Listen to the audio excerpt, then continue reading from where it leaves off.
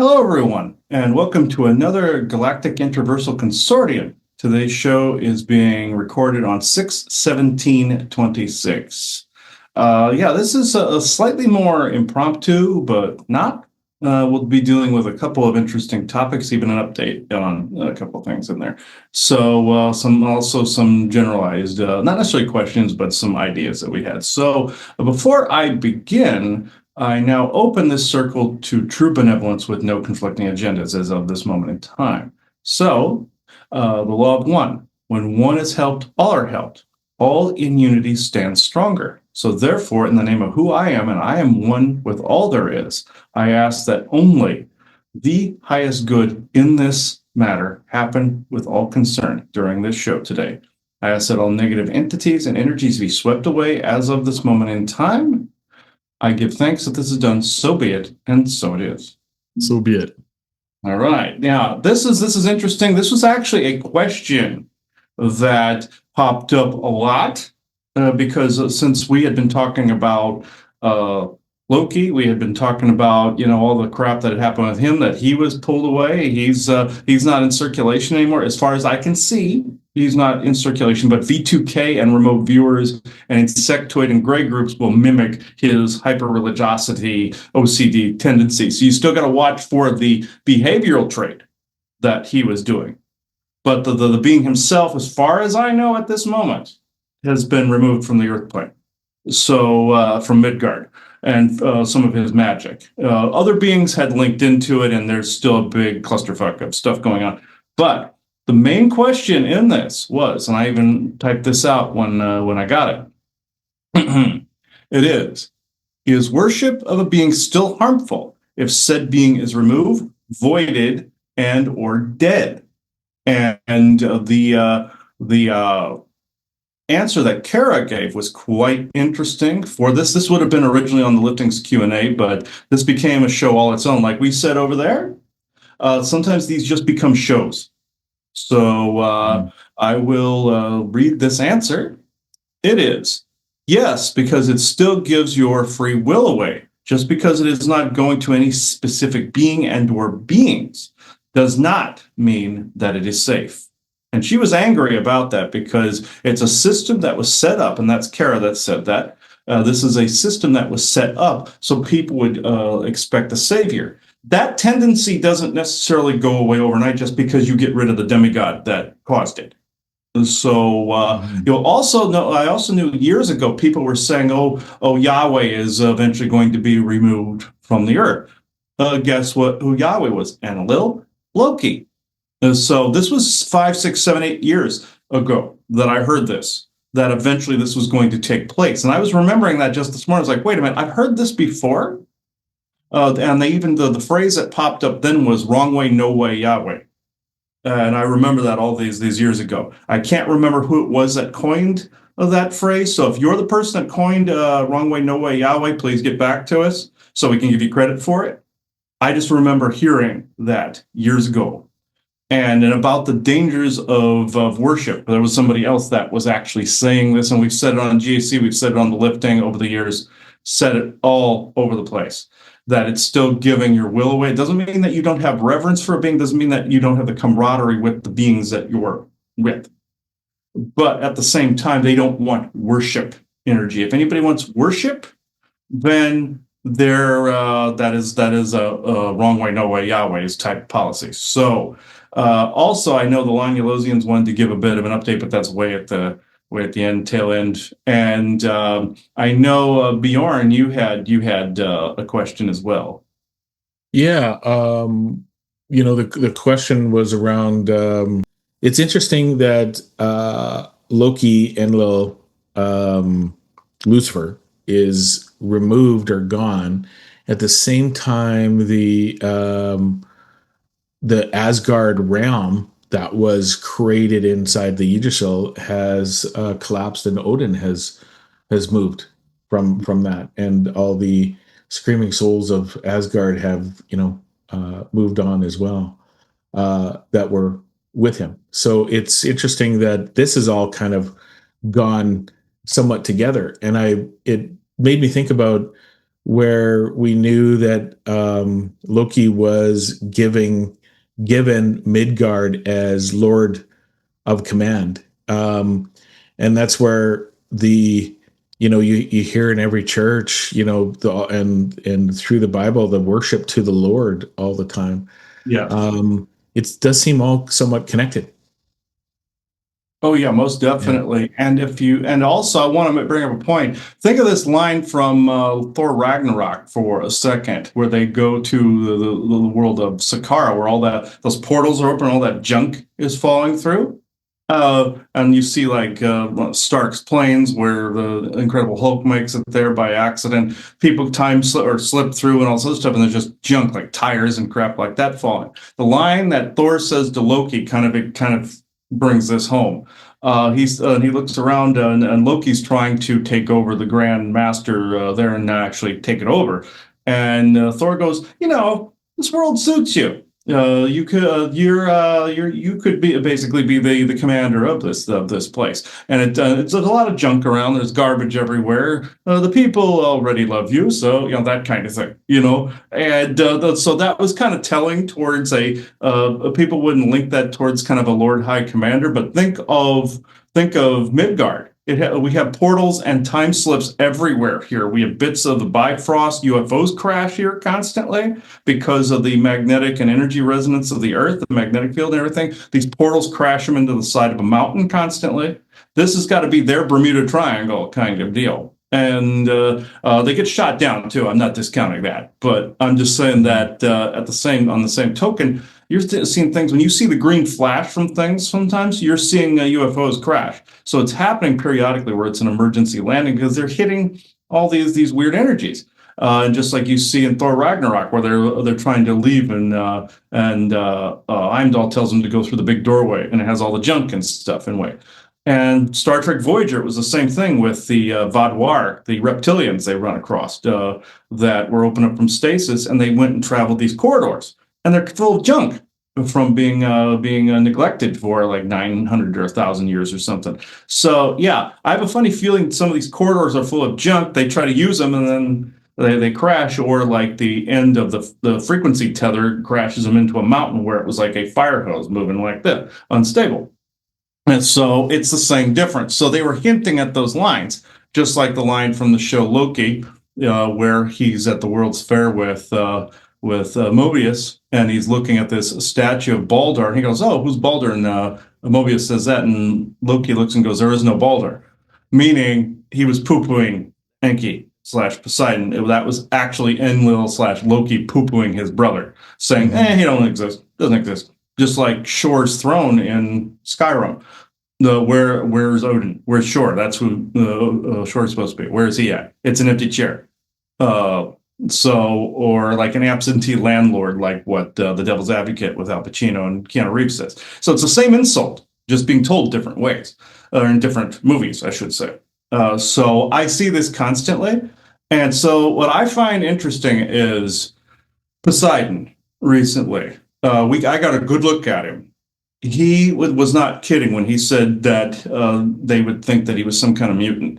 Because when Anunnaki age, they age slower, but at the same time, they start to kind of shrivel a little bit. And I know the Greys went that route. That was from the Orions universe, but the Anunnaki, the ones with the long heads and everything, they get old like we do. And he's the same way. He's no different. The statue, the Neptune statue here in Virginia Beach, that's how he used to look back pre-Atlantean period. You got to remember, these beings were millions, their avatars were millions of years old. It's not just Ragnarok time frame from 500,000 years ago. We're talking about millions. And as they slid down the frequency bandwidth, certain things were forgotten, and they acted a certain way because eventually the Orions controlled them to go into conquest mode or in fear mode, like what happened to Odin. Created the 9 realms through conquest, like in Thor Ragnarok. So you found that out where you saw Hel and him, conquesting together. So there was a dark time. That's what some people are remembering when they're remembering him and the Odin son. So some people remember the glory period, which is the 9 realms in its absolute pinnacle. and others are not. So also I was asked to bring that up today, and also the Lanulosians. They had a bit of a funny update here, where Joanna asked the question, finally asked the question, do all of you really walk around naked, or is that just a preference thing? And she's like, I got to know, this is just a curiosity thing of mine. And they said, no. Yes, it's like the seasons where, they have three seasons. They have like some really warm, hot, like summer-like season, and then they have a fallish type of thing, and they have winter. They don't really. I don't think they have a spring because they're incredibly humid in the jungle areas. So it's more of a hot summer type thing. Would you want to wear clothes in that? Probably not. So what happened was they said that, yeah, it's a personal preference thing, because I noticed from person to person that I spoke to, some were more conservative, some were more open. And I'm going, okay, I thought this was a societal thing where it was a complete cultural thing. Yes and no, but the preferences are still there. It's just that it's not poo-pooed there like it is here on Midgard or Earth. So they wanted to clarify that, going, yes, it's a cultural thing, but there's some that just want to share it with one person, some that are more open. Same as here. It's as above, so is below. They wanted to emphasize that. And the reason they're bringing all that up now is they're wanting to put a lid on its antithesis here, where you have the they, thems, and all this other stuff over here. And Joanna asked, why are you bringing this stuff up when you know the LGBTQ community has gone insane? And they said, simple, yin and yang. They brought in the counterbalance. What better time to reintroduce themselves to Midgard than in a time of that type of turmoil? So to counterbalance. And so I thought, it's like, okay, I can agree with that. So with that, I'm not even wasn't even sure until this morning who was even going to talk today. But Bjorn, I didn't mean to interrupt if you had more to add. Yeah, no, I'll just add that where the mythology and some of these beings' names were put together in the Norse mythology and Greek mythology, and we've learned that there's a lot of similarities in certain beings. We know who Zeus and Poseidon are, and how they're connected to who they are in Norse mythology. So there's quite a few beings that are back and forth. But the question that we were thinking to ask here, and we'll ask again if we don't get the full answers when we start, because I'm sure that Vessa will start talking about that first thing, is Snorri Sturluson. He wrote about the Norse mythology that was passed along through the Viking Age, but he wrote about it after the Viking Age. And we learned that he was a channeler. He was somebody that was picking up all of this, like Chris does, and was writing down the stories. He also knew the stories from the past, but he was channeling information and writing those stories together from all the information, including the history of the Icelanders. We're wondering, obviously, it was done similar, or at least we understand that maybe that was channeled information on the Greek mythology. But it's interesting. We were thinking that who was it that actually they were channeling?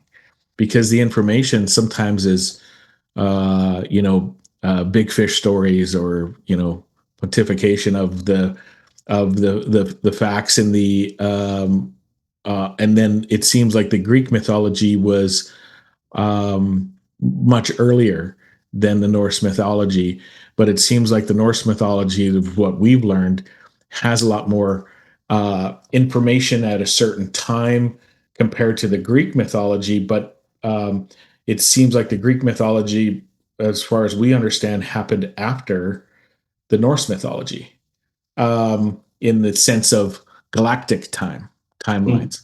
So it'll be interesting to know a little bit of that. And I think it's a good subject on top of what we're talking about with worship energy and the understanding of all of that. Mm-hmm. Yes, absolutely. So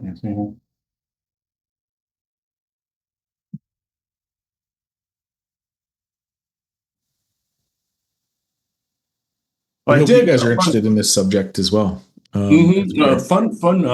oops. Fun fact, though, I found out Gungnir. Damn it. I think it was Sorry, time. folks, there we go. Fun fact, I did find out that Gungnir, Odin's spear, when stolen by Enlil / Loki, when, like it said in the mythology, that Loki stole it all the time, what do you think Zeus's thunderbolt was when he stole it?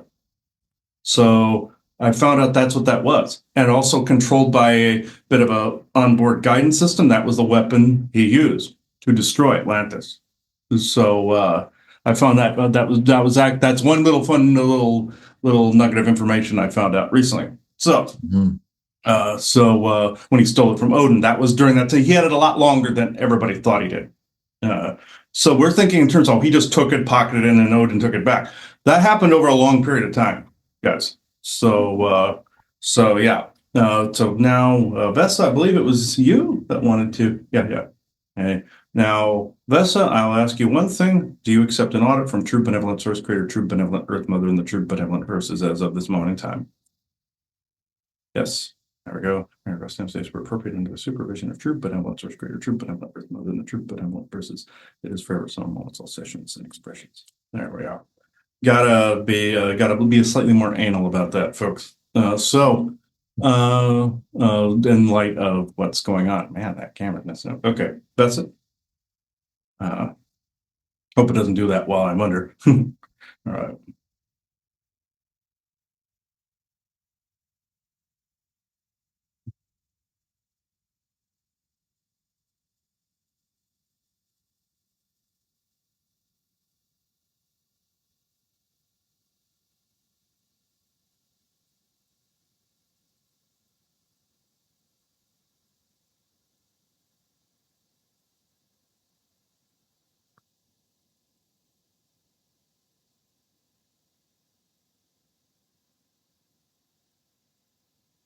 Yes, during those times when Snorri Sturluson channeled the Norse mythology, people believe it came after the Greek mythological period because of that historical alignment.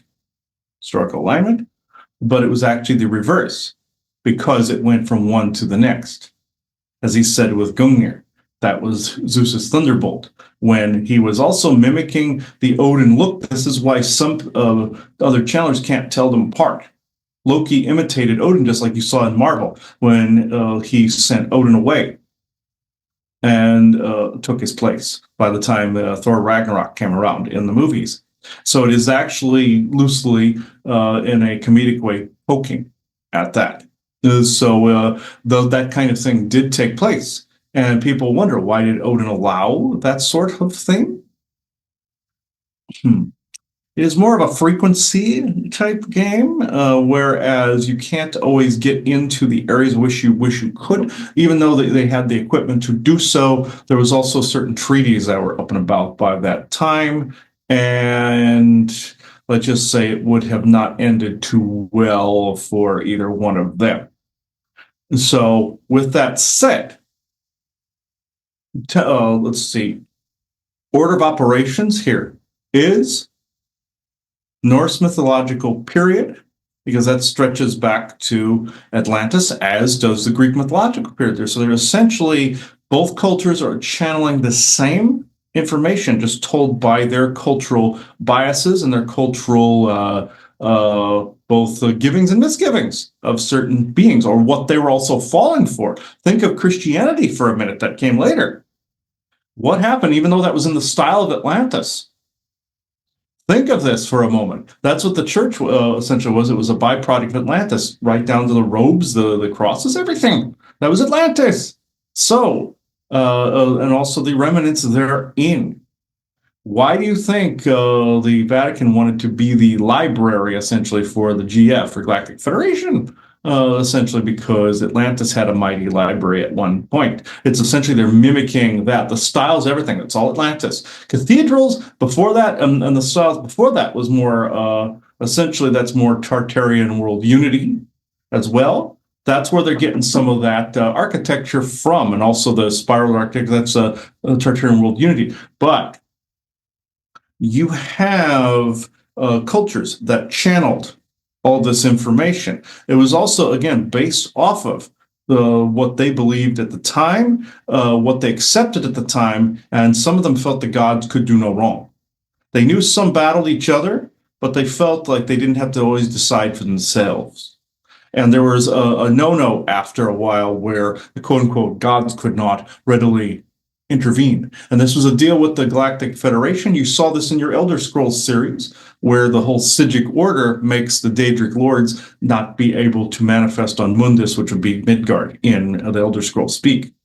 They could not, after Molag Bal turned a village of people into zombies and decided to control it. And they said, no, this is too open. They have to be regulated, and there has to be punishment laid down if they interfere. You also saw this in your Cupid TV series, where Zeus lays down the law on Cupid, saying the gods couldn't sleep with mortals anymore. So they loosely said it was a comedy show or a rom-com type of situation. Excuse me a minute.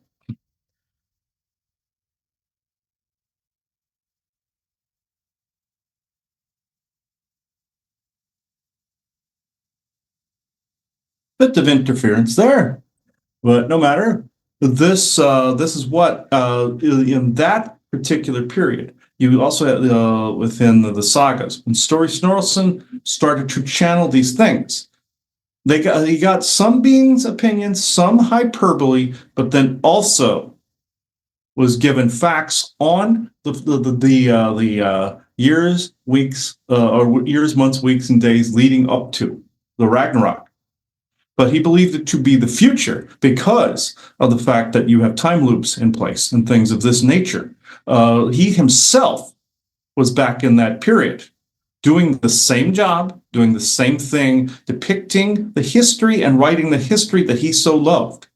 He came back in later to make sure that it was actually written properly. The ones that channeled in the Greek mythological period were scribes and those that were channeling gods. And later in Egypt, the same thing happened long after the fall of Atlantis.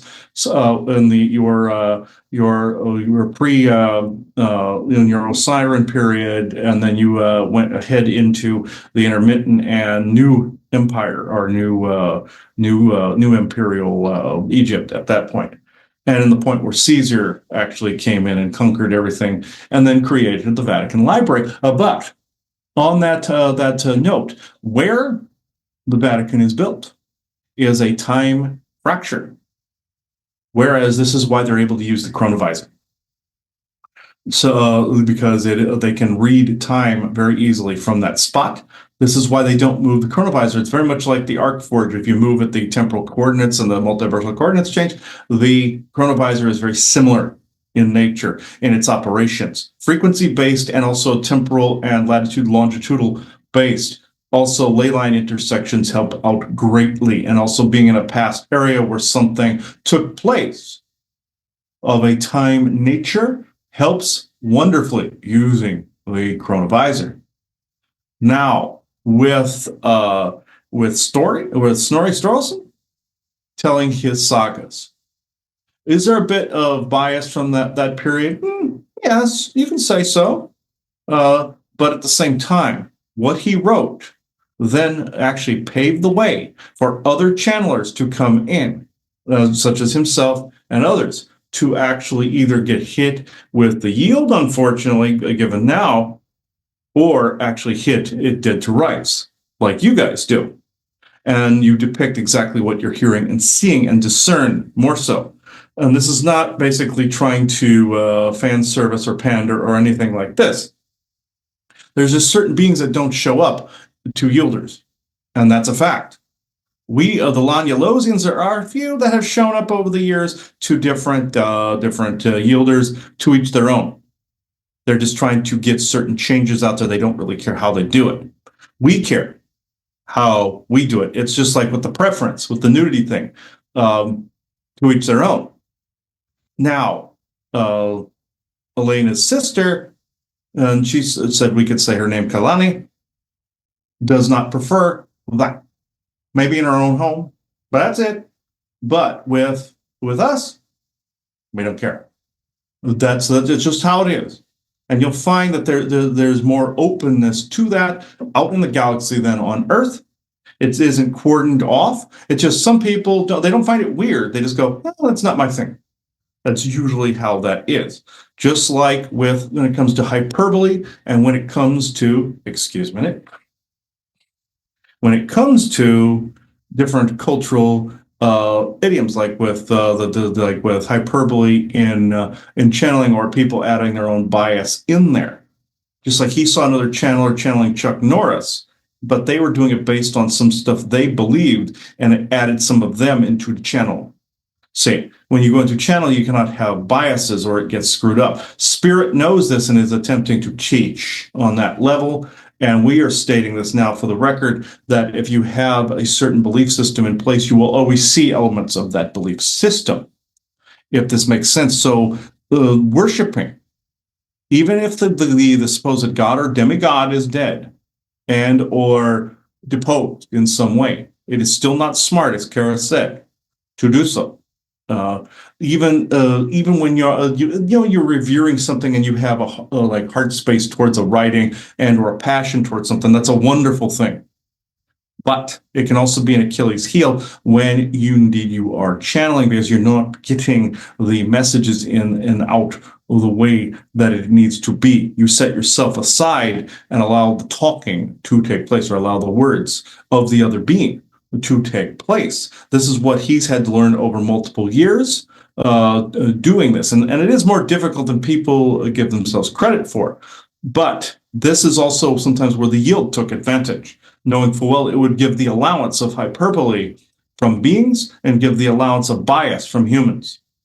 So therefore, some they do not care if it is channeled, if it contains hyperbole and it contains bias. But you guys are actually doing a fairly good job eliminating these things. And this is why GIC and the lifting gets so hit.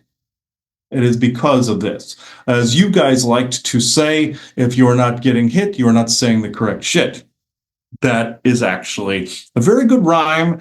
Granted, some people could misuse that as a co-creation, but it's neither here nor there. It is actually a bit of a catchy phrase. I will go into questions now. That's very interesting. The talking about worship, because this is what we were kind of having some questions and thoughts on, is what is worship in its purest form? Is it, how fundamentally different is it from our other emotions and feelings like love, gratitude, reverence, or even just attention? What is it in its purest form?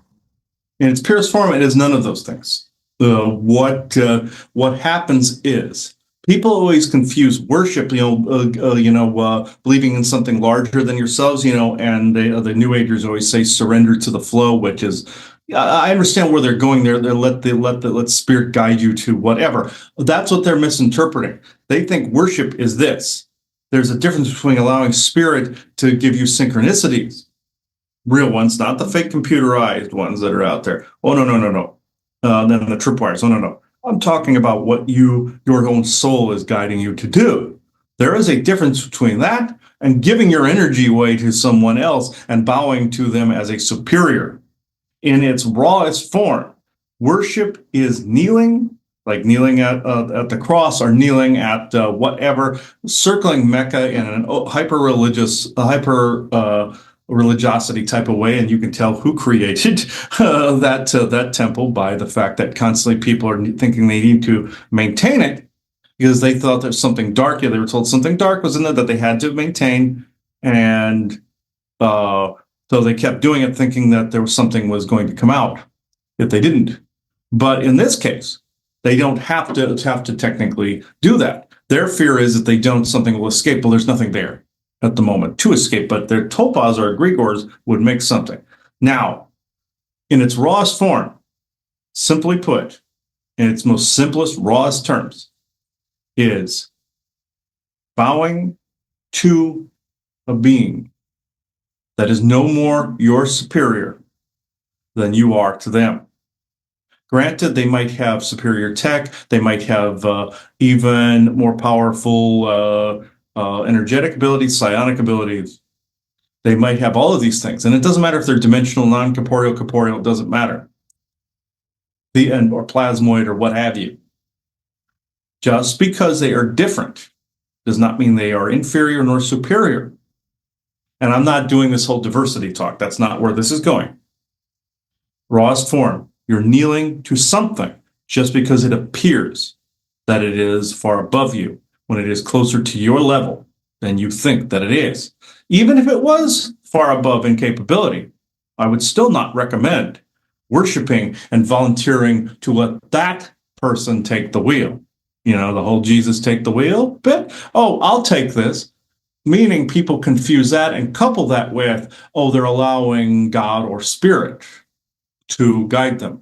You see where the scam is? It's the whole Christ consciousness thing. It goes right back to this, where it's your oversoul, but they're wanting you to couple a concept to you and blend with it. This also goes like to your QAnon bit, where people kept saying, well, I'm an Anon, meaning they wanted a more peaceful world. But they were confusing a cabal scam with that of a more peaceful world, not realizing that anything public in that particular way was narrative because, as he likes to say, it's a prize fight at that point. Your true resistance is not going to advertise, and it does not. So I hope this answered the question. Mm-hmm. It seems like worship almost arises naturally in human beings. Is it something that is built into our genetics, or is there just a need, like that is a need to know that there is something more? And is there other beings in the galaxy or in other realms that worship as well?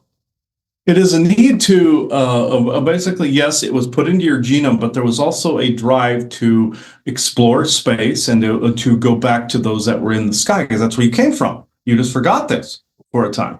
And it's just like your Doctor Who episode where the people were cloned and engineered over a very short period of time, and them crashing a ship on a planet only happened 2 weeks prior, but there was tons of generations in between, so it fell into mythology and religion. This is essentially what happened when your aging was stunted by Enlil. When that took place, when this took place, some of that was lost. So the need to go back out there doesn't necessarily mean that you're not taking care of business here on Earth. People are always saying, oh, you want to get out there in the stars, you got to fix things here. Yes, just like you have to fix your country before fixing anybody else's kind of concept. That's true. But the reason you have a need to keep coming back and forth is because that's what you once did. Now, with the over amount of worship, sometimes beings that have a particular genomic structure or frequency structure will be looked up to as gods, because that's how those very same beings programmed you to be. In some of their dark time, even the Asgardians, like Odin and them, did do these things. To an extent on Atlantis, and during that time frame, there were cultures that were less advanced, and then you had more advanced ones that were living side by side with each other. Atlantis, in its extremely dark time, started doing some of these things. Now, did the Anunnaki design different dinosaurs and things of this nature? Yes, you forget these beings were around a lot longer. If you wanted to design your planet, how would you create one in the times of the great seeding? You forget this was artificially created. So in that respect, would you not try to also create a culture? You would also need the genomes of different beings. You would also need to, from like such millions of years ago, you would need the different genomes of those that wanted to colonize. You're seeing the descendants of those colonists. They were not necessarily, I don't want to say cloned. Of course, the Orions did their thing. They they killed a lot of people and then started artificially, bringing certain ones back in. But then they also controlled the ones that were still here. You're dealing with now the descendants of not only multiple groups, you're dealing with some of the experiments of multiple groups as well. So, was there a genome messed up here or messed with here from a hominid, and you turned into humans from that hominid? Absolutely not. They're related to you, yes, because some of the genome was added to you, like Neanderthal. But Neanderthals were meant of more of a they were hoping that they could create a almost like a super hominid type of thing at that time. It didn't quite go the way they wanted when they had the other colonists there. So they eventually had to start over. They got rid of the Neanderthals, which then they mixed with their own DNA and some regular human DNA, and then eventually they became the Vikings. That's why they were hovering around Scandinavia, or what became Scandinavia. This is why Vikings and Scandinavian people can resist the cold a lot more. So some things did mix over millions of years, and regular humans did become victorious, just like the history says. And did they breed them out? Yes, they did, but it was more controlled to mix one genome with the next. Just like Greys in your history will sometimes, and also Ebens and whatnot, will control who ends up with whom during abductions so that they can combine different genomes so that they raise a child that has a certain combined genomic structure. And you'll find this is popular amongst groups that wish to cultivate different genomes together. Sometimes they steal it, and sometimes they just let it occur organically, meaning telepathically they bring people together, and sometimes they separate because spirit doesn't tolerate this shit. Sometimes. So basically, some beings will force people to stay together that don't belong, and some people will force people to separate that do. It's one of those hedge betting type of things. One thing, though, with this, the reason people wish to worship some of these different beings and demigods is because they had that pre-programmed glitch put in there to always revere and always acquire things for the gods. As your Billy Carson says, like with the gold, for instance, and riches, acquire, basically confiscate from others and acquire, meaning they're programmed to give it to their gods and give it to those that wanted those minerals or wanted like monatomic gold. They can mine it from humans. Other beings will wait till you consume something and it ferments like the coffee beans and the elephant, and they extract it that way. They see this as a matter of contracts with your interplanetary corporate conglomerate, who is just continuing on what other galactic groups actually did. And some of them feel like, oh, these are our people. They allowed this a long time ago. So therefore, we can loophole our way in there and have it and shoehorn our way in and put our foot in the door. These are certain things. There are certain things that aren't being allowed anymore. Now, with this worship factor, what some of these groups are afraid of is if they do show up all at once, that people will see them as gods or godly, or they will see them in a fearful way.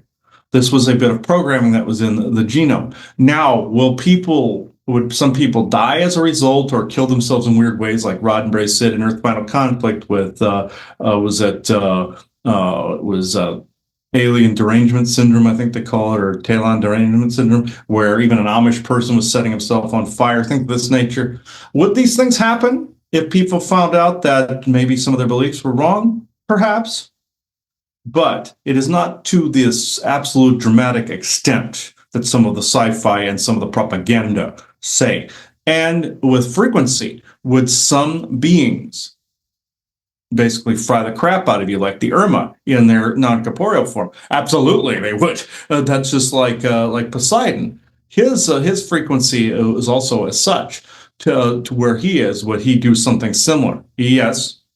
But the Irma, I must say, also hold a slightly larger, let's say, bandwidth in that area. Also, spirit as well. It's just like he always compares it to an electrical factory and then a substation and a house where it has to be dialed down through different frequency layers. This is no different this way. But a grand majority of the beings that are coming and going aren't of like horribly different resonance frequency value. Most of the UFOs are your military, but then you have other dimensionals and other aliens and such that are coming and going. Hope this answered. I have a kind of two-part question. Um, how close are we to the Ajiji, which was a race that was originally a slave race until they decided that they were not going to allow this anymore? And we know that the humanity at one time was trying to be created or changed to be able to allow that kind of control. Um, I just wanted a little bit of a comparison around the Ajiji and if they interfere with, because we know so many alien races are interfering with our genetics and changes. And the second part of that is the worship. Can worship exist without religion? And did it at one time on Midgard Earth, uh, and then they put religion and pushed the religion path onto us as just a control mechanism. Yes, that I will say absolutely 110% correct, Bjorn. It is purely a control mechanism. Spirituality and religion are completely different. You're linked to spirit, which they're attempting to sever. Your three-letter agencies want to control you that way via the Orion agenda and whatnot. No. Very, very different in that way. They're wishing to sever you from spirit, which is impossible. So they're trying to distract you away from getting into that space, like what the forest people say. Now, are you like the Ajiji, where you were genetically manipulated and some were created in that way? Yes, I have to say yes in that way, but I would not be so quick to say the enemy of my enemy is my friend, because the Ajiji, like the Drakh on your Babylon 5, when the Shadows and Vorlons were defeated and they went beyond the rift, who was left? The Drakh, which were the servants, and they suppressed and they oppressed people for decades, like the Centauri people you see in where they're pulling these attachments off them and putting them inside, like Londo Malari's body and others, like Sheridan's son and whatnot. In that, it's the same thing. Eventually, even if all the demigods disappear, you'd still have your cabal to deal with. You'd still have their servants to deal with. It wouldn't be as strong, mind you, but they'd still be a pain in the ass for a few decades. So, with that said, the Ajiji essentially are some of the pain in the ass races that you guys deal with.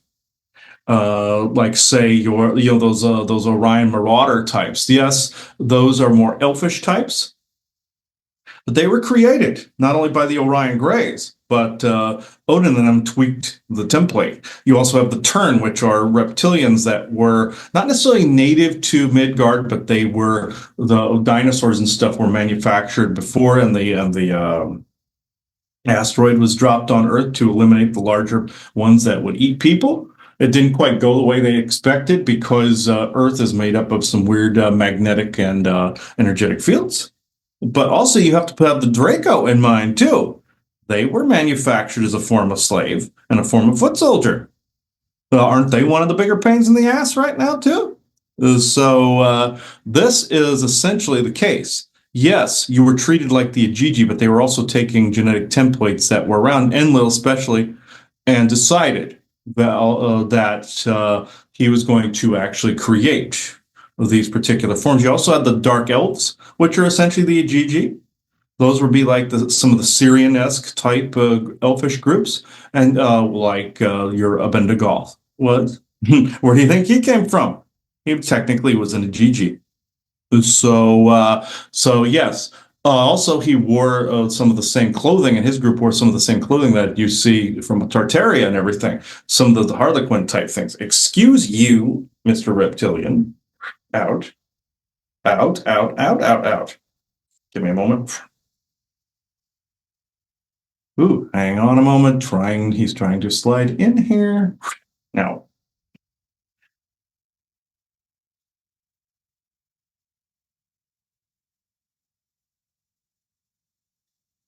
Guys, you have to take care of that one, please, if you would.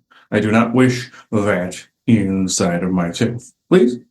Now, they can affect us too. So even where we are. So what I was saying was, he's noticed in his game Kingdoms of Amalur, where some of these groups look like the Alfar and the Dakofar look like Dark Elves and Syrians.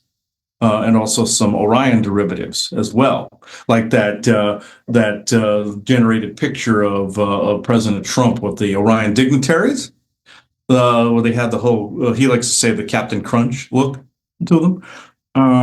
He likes to make fun of them and say, yeah, they're essentially the Galactic Captain Crunch team or brigade, but given the outfits, there's outlandish outfits out there, just like you saw Q in your Star Trek Next Generation wearing a French Revolution type uniform, like Napoleonic Napoleonic rather, with the shoulder pads and whatnot. But the people on Tartaria dress very outlandish like this as well. So just like you saw in the game sequence, you're seeing people dress outlandish. They're depicting Tartaria, they're depicting some of these different groups, and they're also depicting, he sees a character in it trying to banish his character that happens to look like a Bendigoth and his family that rules the town of this one big town that is in the game. With that said, they think you're destroying the Fate Weave and whatnot. That is, and this is how Bendigoth and his family tried to be one of the hedge betting races that tried to control things during the Greek mythological period in the time of the Peloponnesian War, also the times of the Daedalian League. When the people at the time saw that they were being hedge betted by what they thought were their gods, this is what history doesn't tell you. The Greek nation states rose up against different factions, such as Persia, who were under the control of a demigod, and also those that were underground tried to hedge bet. That would have been some of the Ajiji remnants and some of the dark elves. Why do you think Odin opposed some of the dark elfish groups? Now, they're not all bad, and elves themselves, by far, the ones you know of as elves, they're not bad people. And you'll see some on Lanulus, you see some on Tartaria. They're not bad. They're just certain varieties of them that have gotten real tragedy over the centuries. And these are some of the pains in the ass group. You have your Fomorian elves versus the Tuatha De Danann. That was just your Orions, the white-haired belligerent freak shows that you see in Skyrim and also other games as well, and even some of your books in your 80s and some of your graphic novels, like Ulrich the hero, basically looks like or Geralt of Rivia in your Witcher looks a little bit like that too. Yes. These were both these sides essentially were originally engineered at times, given some other genomes that were around and other races that were around. The Orions did a number as well, and also the ones that took over as the main Orion marauding group. Not just the Never Was, that's the ones that are kind of hedonistic and decaying. Those are your princes of the universe. The ones that are slightly more dangerous are the ones that were depicted in the Trump image, even though that was generated. So that is the one the reason that, and also some of the tall white groups, even though Isaac was part tall white, there's also good, like I said, elfish groups. There's good and bad in all groups, or as his father said, each group has their proportion amount of idiots. And so not all of them are bloodthirsty vampiric type groups, except for one, of course. So I hope this helped. Yeah, you mentioned that picture that was passed around the internet that looked like what we know as the Orions.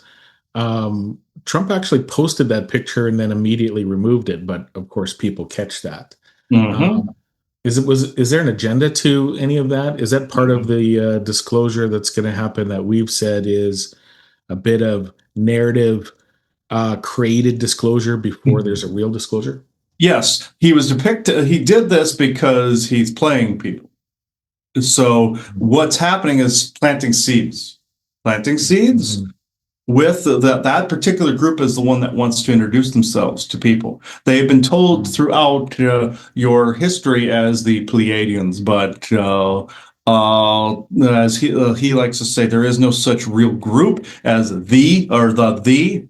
It's a majority of them are just different groups. From your Irma to Lanulosian to Tartarian to Taygetan to the Mayan, basically the Mayan Federation and several others. And also the Urantumbans, all of them are much further out past Orion. So what he's trying to do for this narrative is introduce just this group and grays. And the insectoids I felt could wait, thankfully, but there is no pun intended here with this phrase. There's light at the end of the tunnel. I know that signifies soul trap. I understand, but given the people's meaning of the phrase that there's good out there as well, this particular group wishes to put its foot in the door, kind of like a used car salesman, or let's just say, more like somebody who's breaking and entering. But Trump, in this way, he's planting that seed, even though he quickly removed it. He knows what he's doing. He put that in there just enough to remove it, so people would think, oh, he probably was told he wasn't supposed to put that. You see. So it was intentional, even though it's generated. He's showing what these different beings look like. And the whole Captain Crunch getup, where did you see that once before in your even new history? Michael Jackson. Because whiteface, Captain Crunch getup, who do you think was mind controlling him? So along with the of course, creating an altar in the head, but also with your three-letter agencies, your occultist tech, and MK Ultra-ish type things. We all know the story now. With altars, we know what happened to him, big toe, all of it. Who do you think is helping them with the big toe? The Orion agenda. The Orion Greys are not the only ones of Orion that are spreading viral garbage. Your insectoids spread your COVID-19 vax and virus, created by geneticists out there, spread by your own technology that your Nazis actually resurrected or brought forth during your 1964 World's Fair in New York, the Unisphere. Also, the Nazis are involved in this as well because of the mind control. The only reason you're not speaking German right now is because there's multiple factions. So the reason I'm bringing some of them up is this. And in your movie Disclosure Day, they showed multiple military factions and corporate factions within that, and it was highly accurate. He likes to say, the propaganda was at the end, and I said this, and Elena said this also in the other video. That yes, and also the alien in the wheelchair and all this other stuff. Yes, you're seeing Orion. But what if I told you, and yes, I'm pulling a Morpheus out at the moment. What if I told you that the Orion Greys weren't as numerous? It's their bigger, bulkier, Ajiji-ish counterpart, as what I've said, pale white elf types. There's not as many as there once was, and nobody's really into, let's just say, genociding anybody. But have you noticed with those vampiric-looking ones? And yes, the vampire virus did run rampant through them. And yes, is there a race of vampires out there that those guys have aligned with? Absolutely. But have you noticed they fit the bill as far as some of your horror movies and everything fit for different, like what ancient vampires would look like, or Nosferatu, or something of that nature? They fit exactly what people write into horror movies. And even with the red eyes and everything. And some of your dark elves have red eyes, just like in your Skyrim, you see them with red eyes. It doesn't necessarily mean evil. Your forest people have red glowing eyes, but it just means they're hunting. It means they're on the warpath for something. Many beings out there have bioluminescent changing eyes. Mine do the same. Elena's does, but not to a full extent like mine, because I have more hybridized, not necessarily alien hybridized DNA, but I have some more elfish in there. This is why their eyes were said to glow, and this is also because of their technology and armor. This is why the elves said that the locals said they were the shining ones, as Isaac described in a previous video long ago. So I'm hoping this helps. Mm-hmm. Just to talk a little bit more about the effects of worship, we understand that the big picture of a worshiping a group, or it's and what effects that does to a whole society. But what actually happens when a being is worshipped more individually? Does the worship, we know how it alters the worshiper and it's giving away its energy, but how does it affect the worshipped? Mm. This is actually a very interesting question. How it's affected them in the past. It's not just a bloating of the ego. When someone's in a different frequency, think for a moment, say when the dogmen came to Earth or when the Antiqua came to Earth. Some people call them loopy, like your Chris Scott did. And they've gone by that name too. They come to Earth and the magnetic fields and the energy fields make them bulkier and make them slightly more aggressive because of the nature of Earth. So think for a moment, if on mass scale, people were focusing on one person, say any old Joe Blow, and they started worshiping that person. In the genome, even in humans, there is a propensity to want to, how can I put it? It's not like absolute power. It's like more like absolute power corrupts absolutely, but at the same time, you take any Joe Blow and have this happen. What happens? Their ego bloats. They will get to a position of power, and then eventually, if they add a few of their friends in there, they will become another Kabbalist cult. This is what takes place. Being in a different frequency, if they are focused on and worshipped, what happens? They then themselves believe they are greater than the sum of the people that worship them and revere them. Sometimes they'll start out as something innocent, and then it can turn into where it's more than just ego at that point. They truly believe that they are the God of their people. Now, can you say the beings in some other frequency? You could basically see them as gods, kind of like the prophets in Deep Space Nine, where Cisco chews them out. Like if you want to be gods, fine, be gods, but you have to actually help out those that worship you. And you see those beings even initiate a penance on Cisco after a while. You start to believe that, then you have the power of life or death. You start to become like the Emperor on Star Wars, Emperor Palpatine, where he kills his predecessor that actually had power over the midichlorian level in his body, kind of thing. So would you gain some of these skills naturally and mutate into something that you're not inside? Yes, if enough people were focusing on you believing you to be a certain thing, it becomes an egregore. You then become the reflection of what they believe you should be, and then you turn into the God that they fear, if this makes sense. Yeah, that certainly does. And does so the collective worship really has the bigger effect ultimately of multiple people. Does it do the same thing, let's say, for the worship of let's say a president of the United States? Yes. Oh, you most certainly better believe it does. Say now with Trump, for instance, what did people see him as in the beginning? They saw him as the savior of children. He didn't exactly deny this. Did this happen during his first watch? There were some things that took place, I will not deny. Some good things. But if you do not humble yourself to the point, and I'm not saying that you can't be confident, but when it crosses into arrogance and crosses into all that, I'm not saying anything to poo-poo him. I am just stating that when you have that much focus, millions of people focusing on you, whether you know it or not, you think you're shielded against that? No. This changes you as a person. What happens to any rock star? What happens? They fall from grace after a while.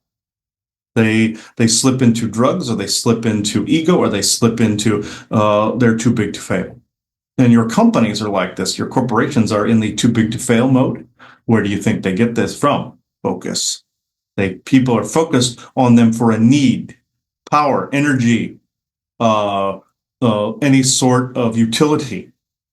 They see themselves as untouchable. Yes, should you see yourself as invincible as far as shielding goes and protection? Yes. But when you fall into hyper ego mode, it goes from survival mode, from what it's supposed to be, into that I can do no wrong. I can do no harm. I am now the extension of the people, but at the same time, the people don't know what they want. And then you start again to then see. When all masks fall off, you start to see what as your comedian Chris Rock would say, the crumbs at the bottom of the toaster. Then they said, that's where the real motherfucker is. That's what you are starting to see. You're starting to see the crumbs and the crust that they do not wish to show, but since they see them themselves as too big to fail, they don't care whether you see the crumbs, the crust, the bottom of the toaster. This is what is actually happening when also you're worshiping another human. Even though he is the incarnation of Freyr, it matters not. When you start to get that much focus, look what's happening now. Also going through with the Kabbalist agenda. This is how they hooked people. They got people by worshiping an individual. What happens when you worship? You're not also using common sense. You are expecting a savior that will take care of the problems instead of you discerning and noticing for yourselves. This is, yes, you can elect a leader to take care of certain things. This does not mean you worship. This has fallen into full-blown worship. Now, what's the difference between, and he has this in his head. He's like, okay, the Chuck Norris coins with Chuck Norris's image on it. Wouldn't people start using that as a religious medal? And the answer is no, because this is spirit running this, and Chuck Norris knows he's not being worshipped. He knows he's seen as an equal, and he's being joked about. This is the difference. This is the different focus, even though this is not necessarily a negative egregore, but this is more of a positive focus, not a worship. This is more of a revering somebody who actually was on even keel with everyone else and wishing to help them with basically fitness and being cheesy and hokey in his movies. This was not worship. This was something completely different than that. You're appreciating the work, but you're also seeing kinship. Kinship is different than worship and does not have the same effect, spirit, physical, or otherwise. Yeah, good point on that with camaraderie. We've learned this on, and since you've talked about it, it was one of my questions was on the idol worship or adultery.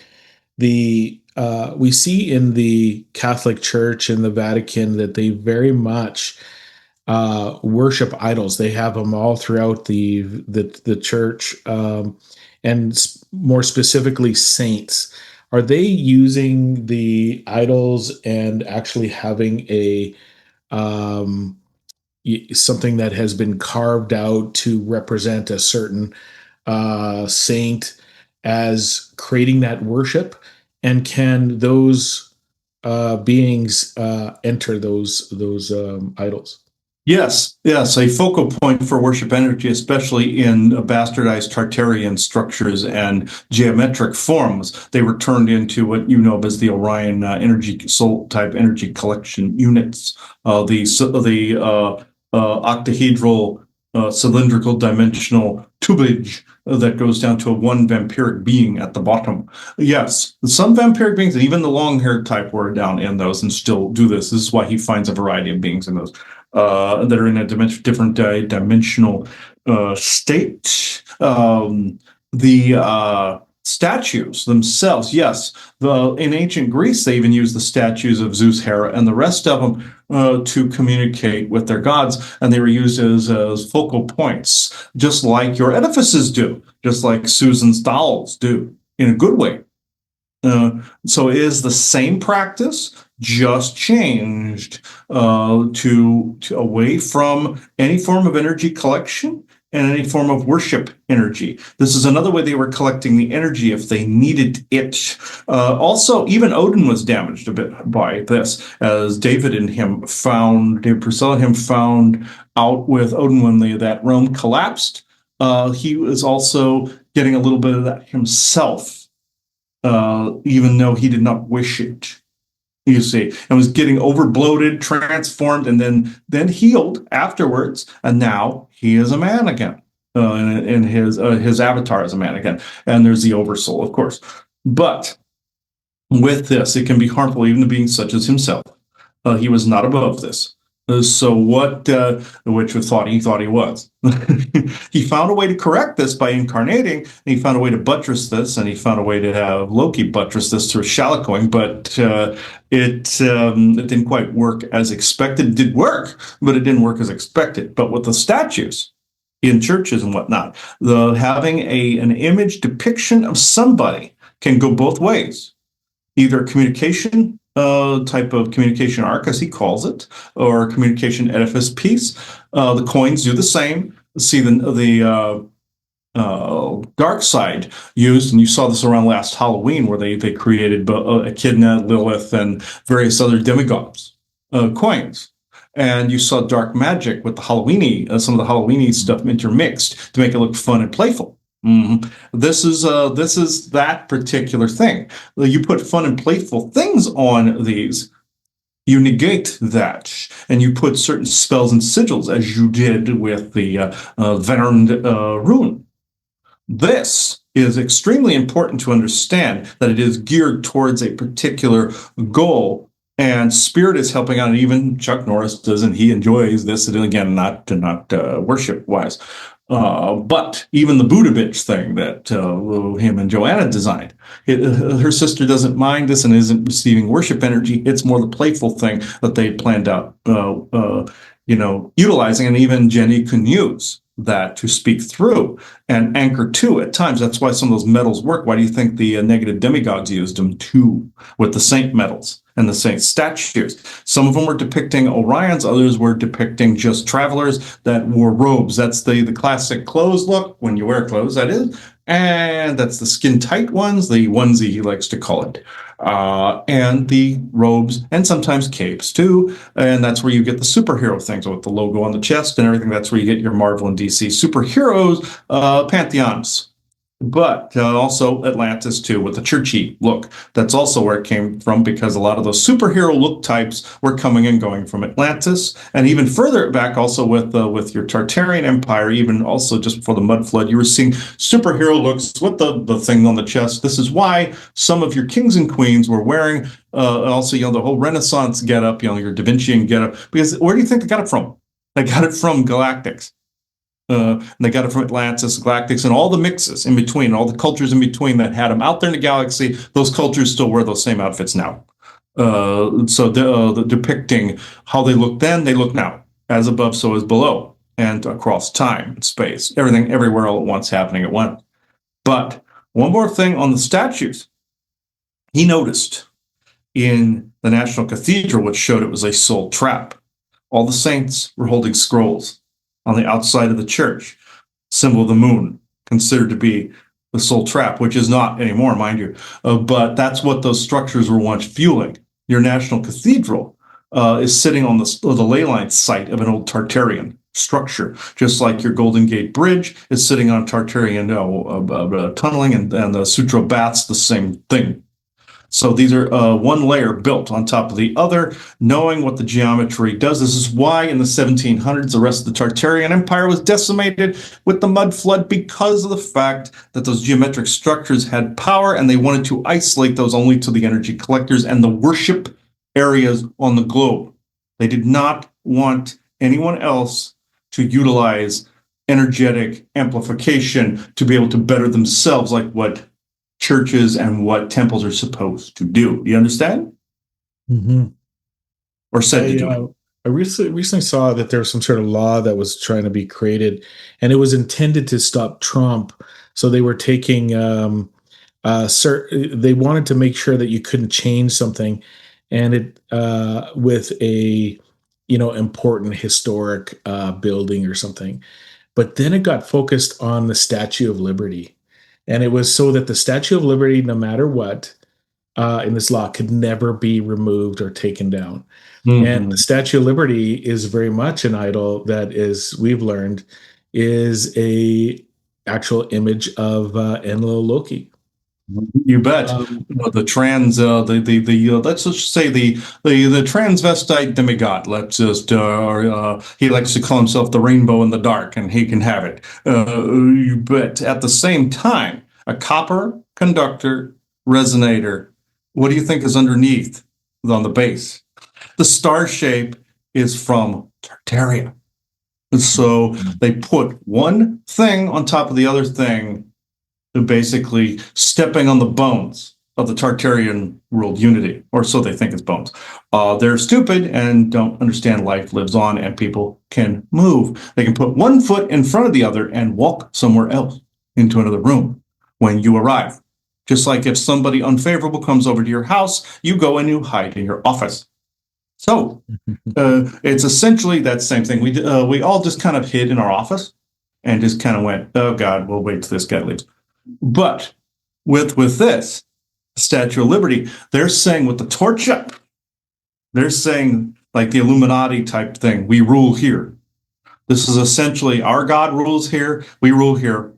And why do you think he had the biggest freaking statue in the country? It's like the Colossus of Rhodes, which was supposed to be of Helios. He wanted to outdo him. He didn't quite do it, but that was more of Helios's way of saying, bringing light to the dark kind of thing. But, or in this instance, also those that bring, basically bring, the light god or the sun god, like Apollo, which was Loki. Now, with people get confused. How can Loki be Zeus and Apollo? Masks. A deceiver, one that can change what they look like. What happened in the Marvel Cinematic Universe, where you find that Loki took Odin's place, and you see him at the end of one of the movies as himself, having when he tells Thor to go be with Jane Foster, he was wanting Thor out of his hair. And then Thor came back in Thor Ragnarok and found that Odin had been replaced. So think the Father is the Son is the Father. You have Yahweh, you have Jesus, that whole bit. It's the same thing. Now, with the statue, why female? Look what's happening today.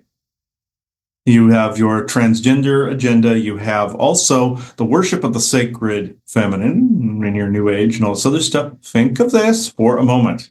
That is also the witch's mark. That was her idea. So, and also Columbia, on your District of Columbia, on the top of the Capitol building. Who do you think that is? Smaller counterpart, bigger statue, also Statue of Liberty, also in the phases of the sun and the moon. We were trying to teach him this a while back with the different phases that some of these demigods use, the different phases of the sun and moon, very much like in your Masks episode of Star Trek Next Generation. You had your Corgano and your Masaka, who would switch places like sun and moon as allegorical parts.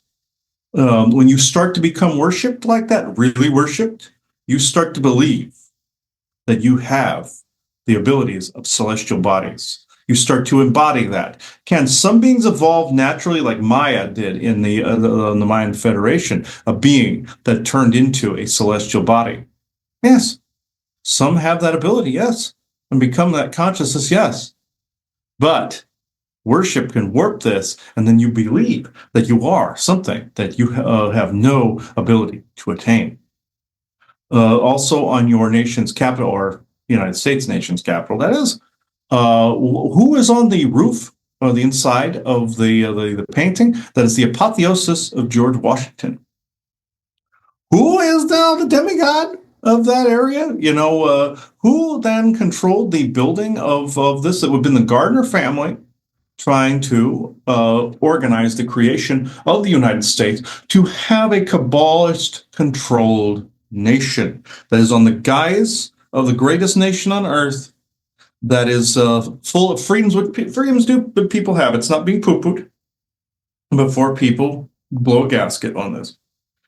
But what better place to hide than out in the open as the largest superpower, greatest nation, free nation, when in fact you have some of the most entrenched demigod cults of anywhere on the planet Earth. Right. I want to say that, and thinking about what you were just talking about, is a person's got to really watch where they're giving their power and mistakenly giving their power to, like the Freemasons, who think they're just in a club, and they're really giving their power away with a ritual and worship energy to the God of light. And they just look at it like this is God they're talking about.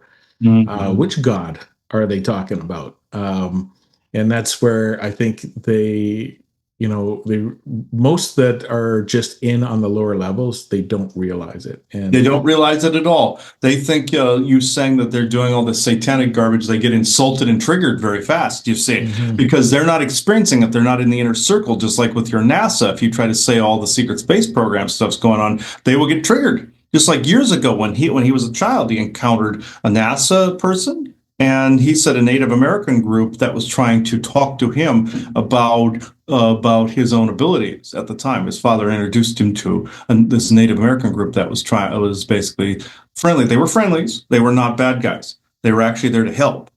They were buttressing others. They were a galactic group that was actually helping. So at the time, a Mayan Federation-esque link that were linked into the native tribes. But the NASA guy there was triggered when the other guys tried to tell them, hey man, this is what's going on. You're not part of the inner circle. I would know about it, as the other guy said. No, you would not. And they all laughed at him, and he got triggered and left. Nassholes basically will get triggered that way, thinking that they're the tip of the spear when they're not even close. The same goes with the Masons. The lower levels think they're the tip of the spear, but yet they acknowledge that not all of them are 33 degree Mason. And they're like, oh, only a few can attain that. Gee, nothing could go wrong with that hierarchy. Not in the slightest. So I have a question that I think is we should ask is that's related to this worships. Why does suffering exist if benevolent powers ultimately exist? It is because some of these darker powers have equal capabilities. Also, again, the treaties that exist with the Galactic Federation, where if one group interferes, it's like the wildebeest crossing the streams. They will get punished by the certain laws and powers that be. Now, if everybody did it, it's different. Like on Earth, like if you had a walkout in your job, one person walking out is not going to make a difference. It's got to be a whole group. This is essentially the same thing. Now, there's only it's just like with your neighbor.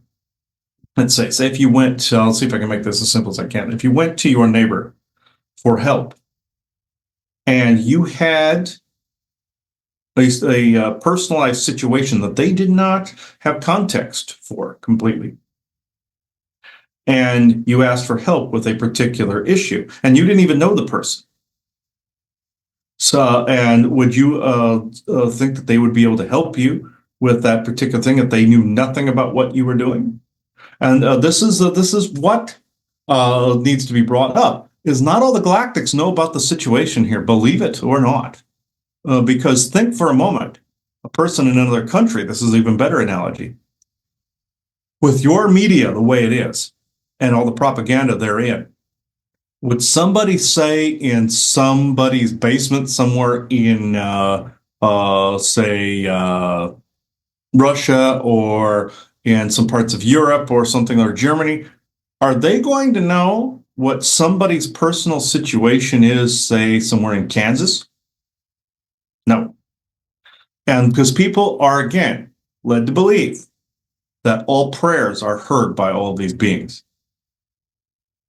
Doesn't work that way. Can spirit hear you? Yes. Can your soul family hear you? Yes. Can telepathic beings out there hear you? Yes. Are there technical call centers, or some of your pundits out there say in the New Age community? Yes and no.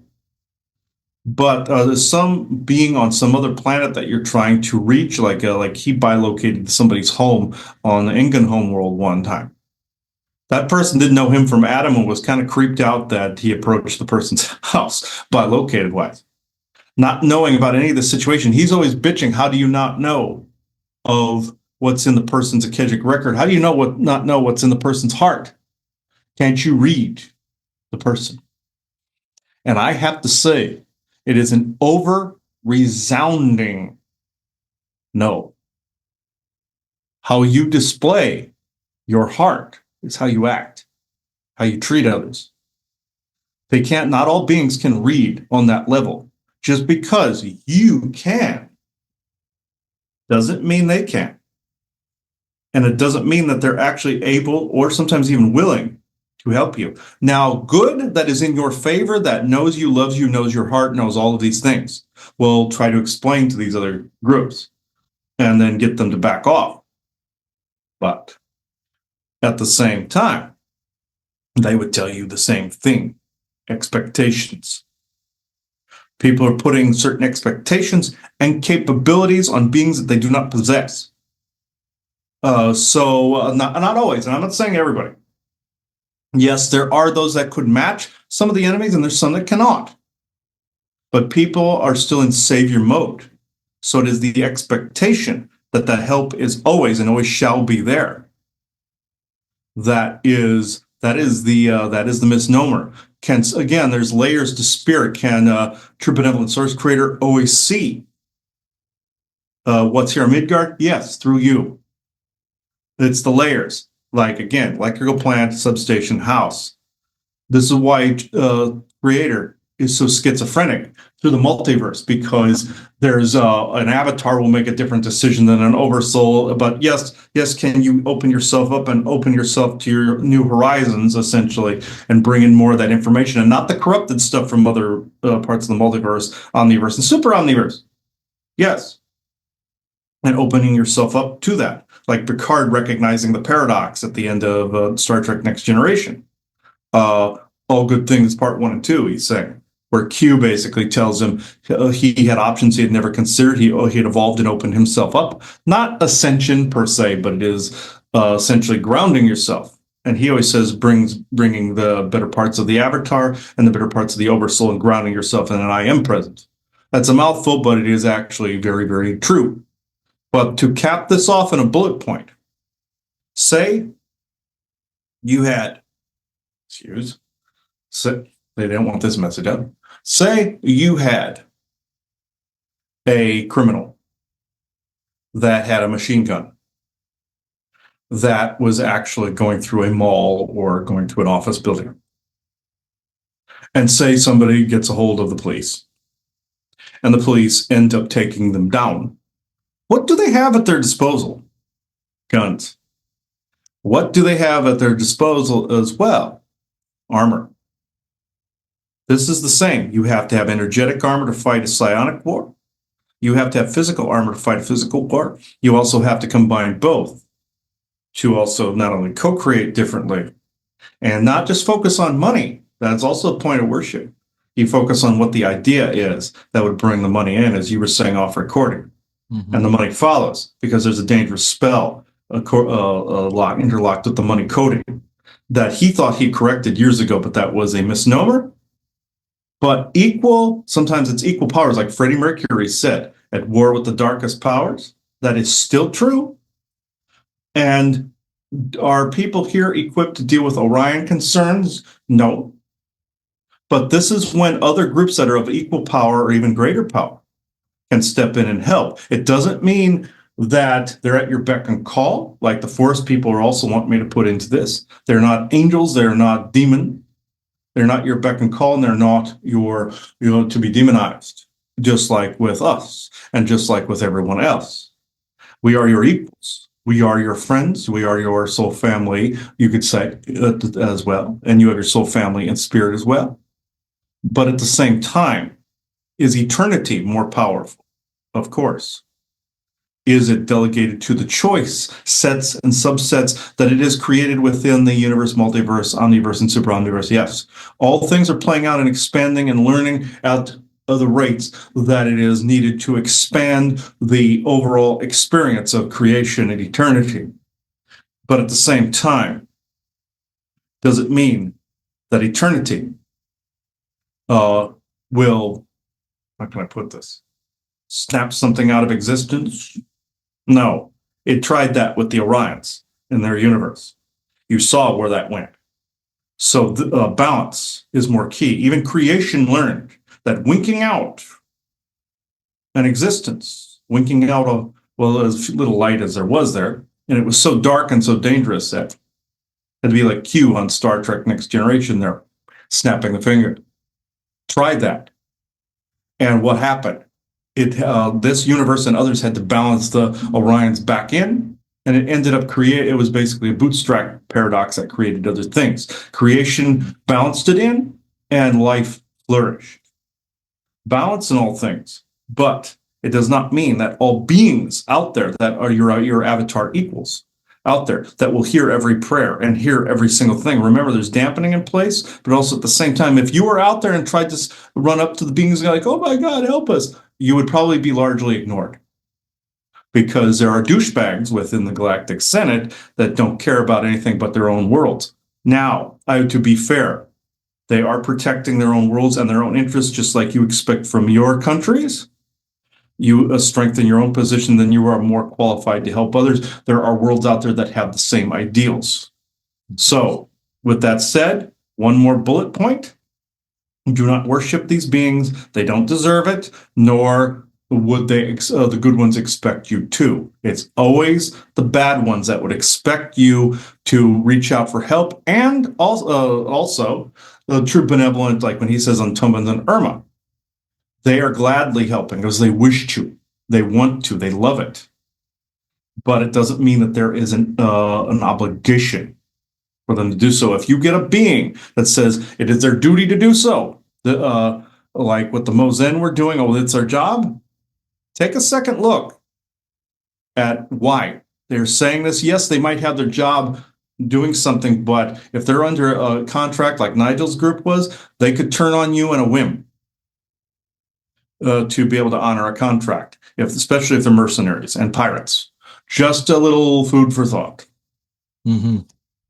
Yeah, we shouldn't, as disclosure happens, not do any worship, and put that out there to our audience and humanity that let's not go down that path, because it'll be better for all of us if we don't.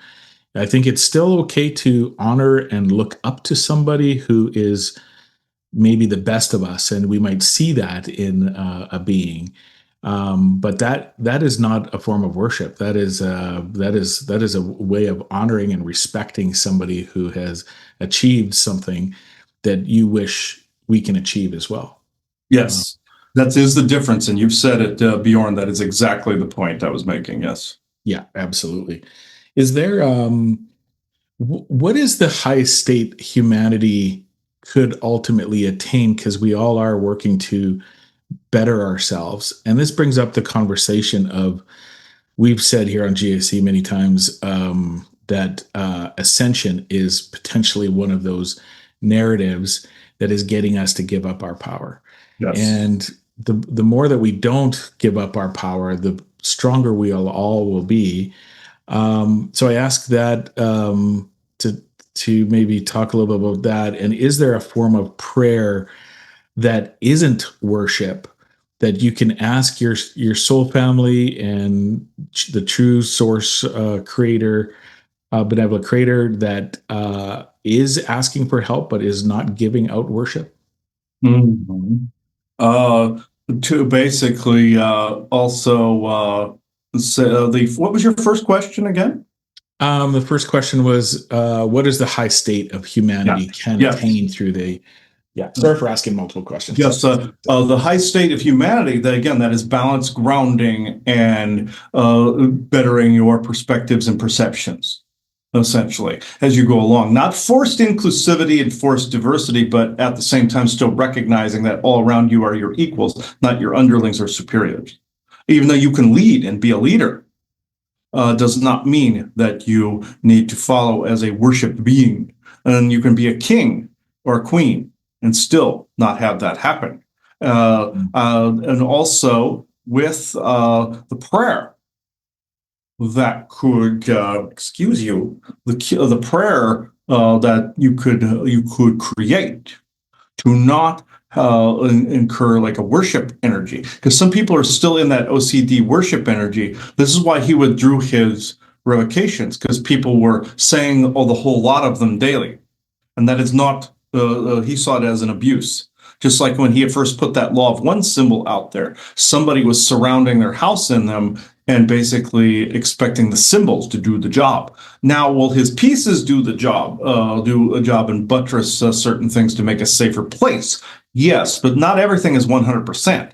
The tools are what they are. Just like a hammer, there's different types of hammers to hammer in different types of nails. There's different types of screwdrivers to put in different types of screws, or like an Allen wrench or what have you, or that star pattern that he says everybody hates around here with the starburst one. But anyway, the prayer that I would say, if you're trying to request help from anything, he always says true benevolence with no conflicting agendas.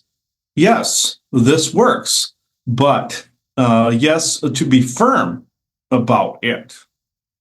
But if beings that come around are giving you crap that you feel you can't get rid of, first of all, look and revoke any and all ties, bindings, contracts, entanglements, programs, strings, and agreements that you have with them. Either, he says in dream time, but basically in all time and space and dimensions. Essentially all dimensions, expressions, timelines, both collapsing and invading timelines, and all multiversal, omniversal, and super omniversal situations within any and all energies and frequencies, seen and seen, heard and heard, felt and felt, and known and unknown. And then you also can say, mirrored across time space where appropriate, under the supervision of true benevolent source creator, true benevolent earth mother, and the true benevolent verses. It is forever so in all moments, all sessions and expressions, in lieu of being able to remember all of that tongue tie, which we are amazed that he remembers every single word of this that he's learned over the years. In lieu of going, what? I basically say, he says true benevolence with no conflicting agendas. But adding on to that, your true benevolent guides, if they are able to assist and able and willing to assist. If they cannot, for some reason, there will be somebody that does and will help you. You do have help, and there is good out there, but it may not take the form that you originally had an expectation for. And also, if it is your time to leave this earth, you do. And sometimes, you don't always get to complete a mission, but given the multiverse, yes, the oversoul does complete via the multiverse. But in lieu of that, the simplest thing is usually the right one. Simplest explanation is usually the right one. True benevolence with no conflicting agendas. And may my true benevolent guides and true benevolent source creator assist me with this problem, assist me with this darkness and or malevolent beings that happen to be present, if you are able to do so. Now, there might be beings out there that might be trying to teach you how to move without training wheels and do it yourself, as he does. And in lieu of you not knowing how to do that, Spirit might try to school you, as much as he hates this, and other beings, such as Hajamal, will sometimes do this. We love him to death. Everybody loves him to death. But sometimes he is very harsh in his teaching methods, and he picked up on this and argued with him the other day. Some words were extremely unjustified on both sides, but everybody is made up on this. And we know that the unstable, unheated, or heated energy is also with altars involved, and also getting gaslit by bad guys, and that's all known. And Midgard is basically the Wild Wild West, so there is no harsh feelings anywhere of anything like this. Just like he said, Richie mistook us for having done something when we didn't, and there's no hard feelings there. Even though sometimes hurt is on both sides, we understand this. But at the same time, it is when beings are able. So if you have an expectation, even for a show, and I'm saying this now, if you have an expectation even for a show, we make it here 9/10 of the time. But under the old regime of lowercase v, that person expected a particular thing all the time, was not flexible, wanted it to, the show must go on in that respect. Yes, should the show go on, but you can always shift and change things as you go along and stick with your topics the way you wish. But sometimes things will change as you go along. You have to just kind of roll with the punches. And it doesn't mean you cancel anything. You just kind of roll with the punches. And if you are running into blockages, like let's say with his sessions, for instance, it doesn't mean that you always find a workaround, but at the same time, somebody's trying to tell you that maybe you need to shift gears somewhere if you're doing things a particular way. And this doesn't just apply to a session, this applies to anything. Maybe you need to shift gears in a certain area and be more educated on something that you're doing. You said this off recording. I won't go into personal things, Bjorn, but shifting and expecting other people to bring this about, but then now you are learning these things yourselves, easier yourself. So he is actually being brought out of that shell to learn some similarities, not only in business, but energy-wise as well, and bring this forth into Midgard, opening that up and grounding more wider perspectives and perceptions. This may seem uncomfortable, but also a lobster will, as it grows, will shed its shell. And this is expanding your horizons, expanding your perceptions and perspectives. Do you understand? Yeah, I do understand. And that was something that we talked off show. We definitely have learned to roll with the punches and to not really plan out these shows, just have a good conversation like this is, and really kind of just dig into our own curiosities. So sometimes these questions are definitely where we want things to go. So often it's things that we want to understand and learn more of ourselves. So we're hoping that guides into this. A question to back on the subject there is we know that a lot of initial worship in this realm was to nature, and there was sun worship that ultimately got really very corrupted and maybe somehow turned into where that worship was actually getting delivered. But I asked the question of the sun worship, did that affect Helios? Yes and no. Sometimes celestials aren't always as affected. Like if you like even some, like I said, some beings can become that to an extent. Like what Frank Frazetta said when he came in, that your oversoul could then form a dimension or form a planet or form a sun, or that could be what a particular oversoul chooses to manifest itself as in the reality in which you're witnessing it in.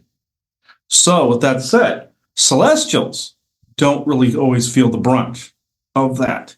Now, do certain stars feel this and get unstable, and there's some novas? Yes, yes. But that happens to be that particular individual being's preference for that wants to experience that. And also, beings do die in their physical form. That is Helios's physical form. Now, was he affected again by the worship injury? A little bit. A little bit. Did he get the big head for a little while? He even had a statue of himself. Yeah, I can say he got the big head. A nice big brown, a nice big bright yellow head there. But now with nature, revering nature, can it destabilize something with that much focus? Yes, but also can people focus peaceful energies on a tree and bring it back to life? Or, like there's a famous tree that doesn't get its roots watered, but it's still alive and it's blooming with very little water. But with this, the sun worship, Who was that actually going to? That was actually being intercepted by, guess. So, intercepting some of that, like with the Ottensphere, for instance, like with Akhenaten's father. So, like with the sun disk, or the sunlight that was like above Isis's head and things of this nature. So, yes, there was a bit of sun worship in there, and was Helios monitoring some of this? Yeah, it was. And also were they also depicting other things like orbs, portals, and what the Egyptians wanted to show, or at least at that period wanted to show that they were like the guardians of like spirit. Now, one thing I will say, Anubis. Did they encounter him years ago in channelings? Yes. Was he linked into the brat? Not really. Did he get corrupted for a little bit, but he's out of it. And he was been out of it for some time. He stepped back because he didn't want to interfere with someone's path. And so when you guys believe that that was also the brat, he just kind of went along with it. This is also why Chrome stepped back, because you asked him to. Because certain things of what he was suggesting were not where you were at. So with what you needed to see and go through and experience. So Anubis is essentially the same way. He's a portal guardian. He guards the spaces in between, not unlike what the Valkyries do. But he tends to be a little more dramatic about it. And also dogmen sometimes were geared towards guarding portals. Times of Atlantis. This is why they also came here. They wanted to guard the doorways from Orion Passage, and therefore their kin may even have forgotten the times of Atlantis, and even further back from the times of the Ragnarok, and also the Great Seeding. But they were also geared towards guarding portals because they didn't want the bad guys coming through them, kind of like a Heimdall type of situation. And it's also, think of it this way, in your Asgardian history with Fenrir and Heimdall. Add those two together for just a second. What do you get? Dogmen, portal guardians. Who could have made this? Yes, the Antiqua. But there was also genetic tampering going along. Not only the Antiqua are expert geneticists as well. They wanted their own piece of the pie to be able to guard their own homes, and their home planet for the longest time was closed off to them from the Orion invaders. Again, people think these graves are the ones invading. Those are the little puppeteers in the background.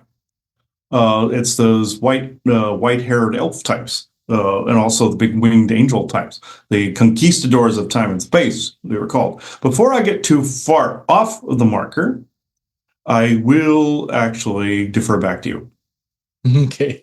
Well, I was just thinking about a question around discernment, and anyone who is listening that is a bit butthurt from some of the things that we're saying and communicating.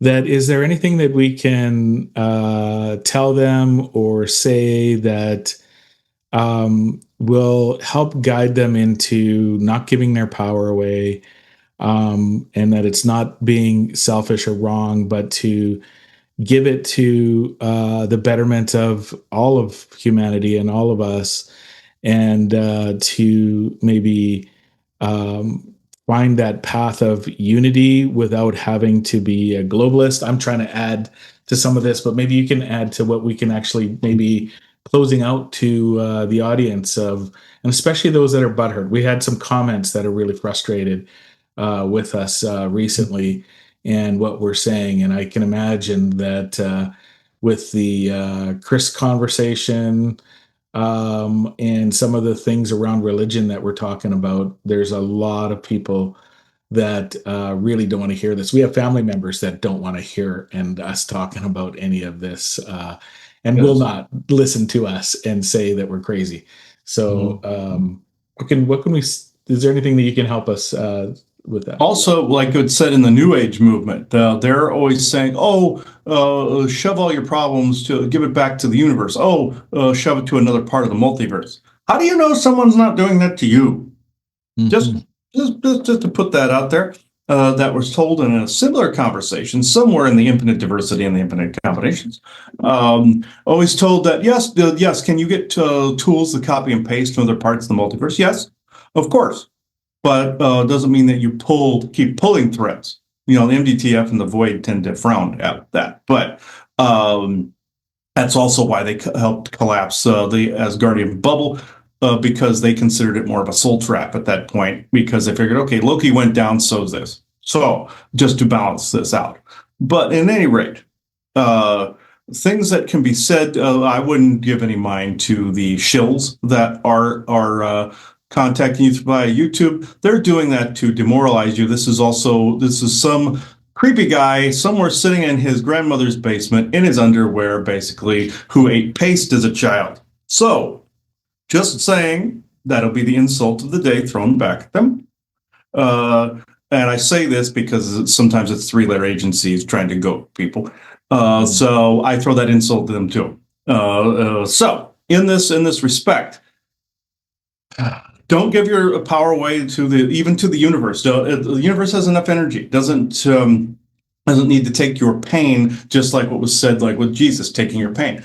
Now, can other humans do this like what animals do? And take whatever your ailment is and take it on to spirit and it gets transmuted? Yes. Do I recommend this? No. He had a member of his Oversoul actually do this. He was the guy that drove off the pier here in Virginia Beach. And the energy improved after this happened. Yeah.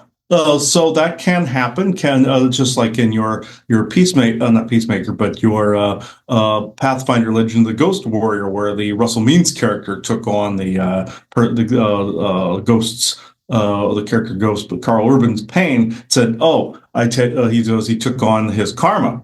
Granted, that was a race thing, saying that he was taking on the guy's white, original sin type of thing. That was more of a racist move, but on Russell Means' part. But in this kind of the forced diversity, you should be ashamed to be white type of deal. But at the same time, they made the Vikings look really bad. But at the same time, the concept is true where you can take that on. Do I recommend it? No. What people are also told to believe is, no, you don't need to deal with the pain. You just give it away. You give it away.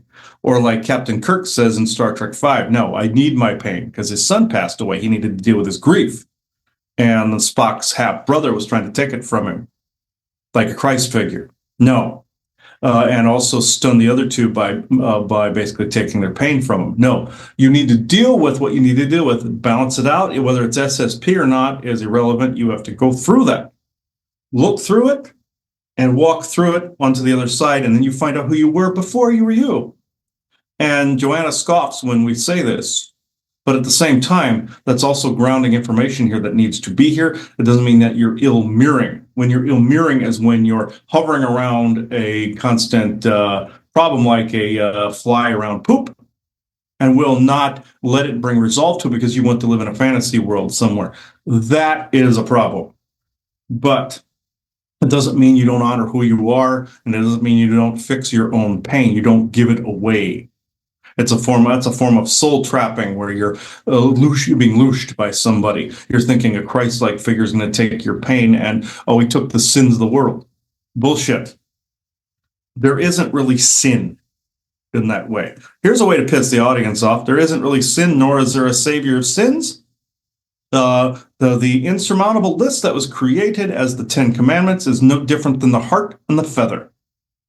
It barred human propensity to love and, have sex with anybody they wished. And also not family. I don't mean incestuous. That's the witch's propensity and the trans creepoid Loki. But I will say, look at every one of the Ten Commandments. It's an insurmountable list that they say is a margin for error. First one at the top, what says? Put no other gods before me. Now you know who penned it. So it's a trick, basically saying, putting good in there, like thou shalt not kill, or it was originally murder, and thou shalt not commit adultery. Well, yes, it's not nice to do that, but that is not necessarily a murderous thing. But thou shalt not covet covet thy neighbor's goods or thy neighbor's wife. Well, if you're seeing a hot wife next door, of course you're going to think a thing. If you see somebody has a something you want, of course that's how your economy rolls on.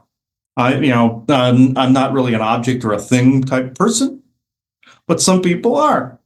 And it doesn't mean they're committing a cardinal sin or being the corrupted capitalistic West, as some countries believe. It doesn't mean that you have to overdo things, mind you. Some people choose minimalism. Some people choose to have things. Leave people alone if they choose to not obey your commandments. Oh, God said this. Really? Did he now? Who said this again? Who wrote this? Who ratified the Bible within the Council of Nicaea back in Turkey? Those were people. Who created more of the Jesus story later, hundreds of years later? That was the church, and also Council of Nicaea ratified what the religion would look like. So, and the control mechanism later on would look like. Now, I don't like giving Loki all this credit. I don't like giving him all that attention.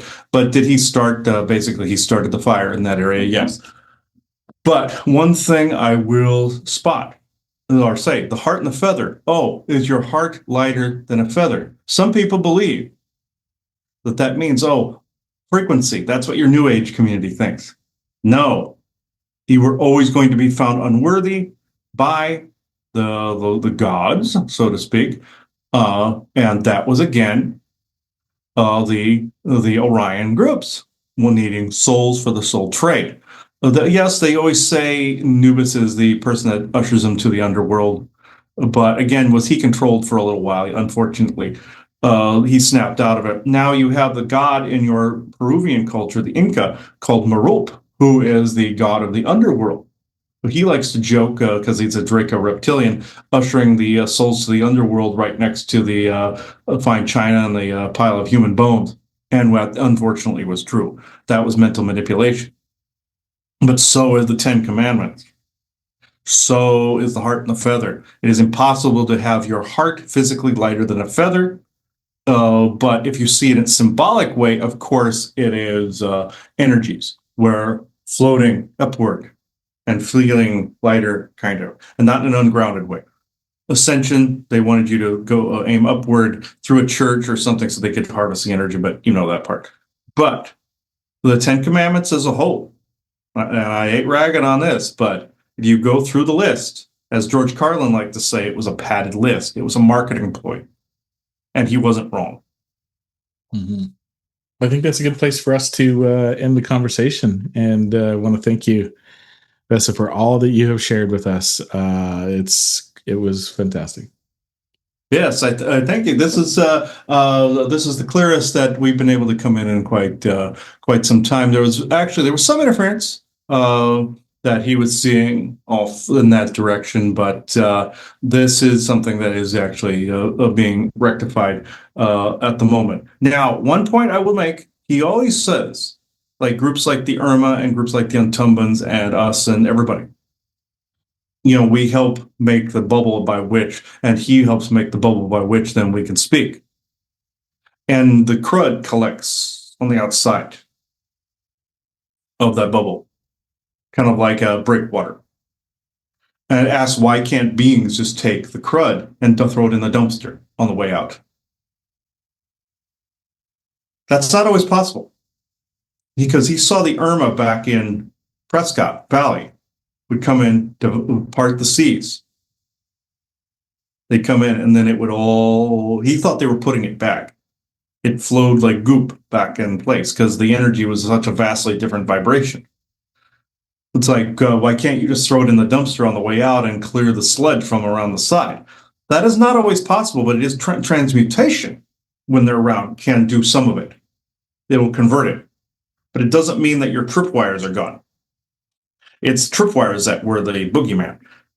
In this way, I will say that as a final thought, don't worry about the tripwires. Just put out there as a foregone conclusion that you are not tripping over the wire.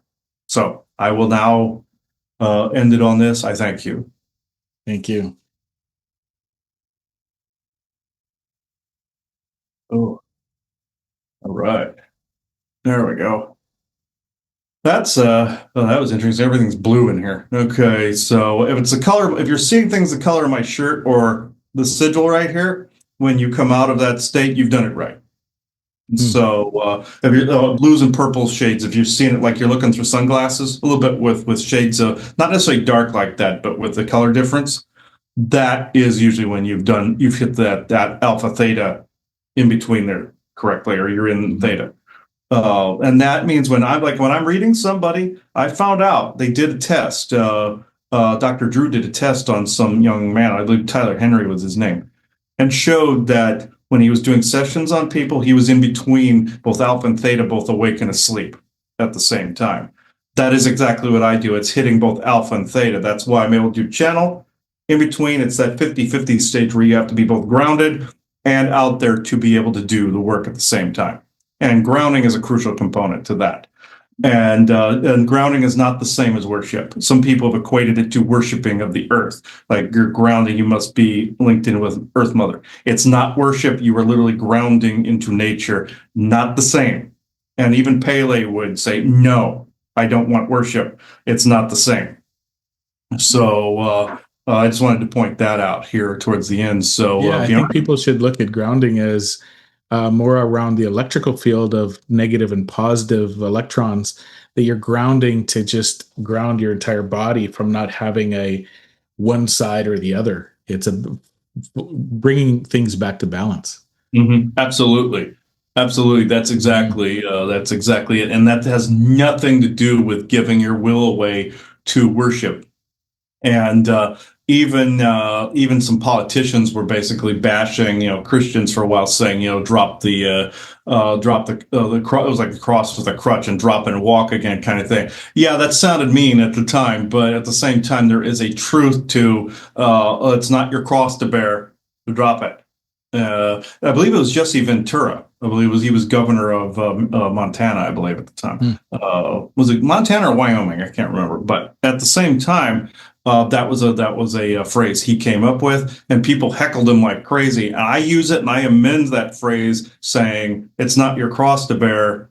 You can drop that cross. That isn't your pain, isn't your struggle, isn't you don't have to self-flagellate, but you do have to deal with your pain and problems and not give it away to the universe either, or the multiverse for that matter. So, Bjorn, do you have anything else to add before we take this out? Well, we should look up Jesse Ventura, what he's up to now. He was bringing a lot of good stuff to everybody. I think if anybody looked back at his early stuff that I think he was on a show that some conspiracy type one. Yeah. So he was bringing some good stuff to everybody, but unfortunately, I think he definitely got hammered. They don't like the truth. Oh yeah, he got nailed. He got targeted big time. Yeah, he's 74 years old, and he was the governor of Minnesota. And so he's 74 years old. I just looked that up. So former actor and former governor of Minnesota. So interesting. Yes, and let's see. Yeah, what happened to him? I will say this real quick. Has remained a vocal political commentator and activist, keeping a door open to run another governor of Minnesota. Oh, okay. And let's see. No, nope. And unfortunately, Minnesota's turned out to be one of the most corrupt states. Oh, absolutely. Theft and the government. Looking when he was the 38th governor of Minnesota, and yes, it's become he was in office from January 11th, 1991 to January 13th, 1995. So I just wanted to bring that up. Yeah, and it's become one of the most corrupt ones in the country. Yeah, absolutely. So along with California, I must say. So before we get too far into that, I think this is a good place to take this out. So thank you, everybody, for subscribing to this channel and hitting like on this video and clicking the notification bell. So at this point in time, I now close this circle within true benevolence and no conflicting agendas. So I thank you all. Bye-bye. Thank you, everyone.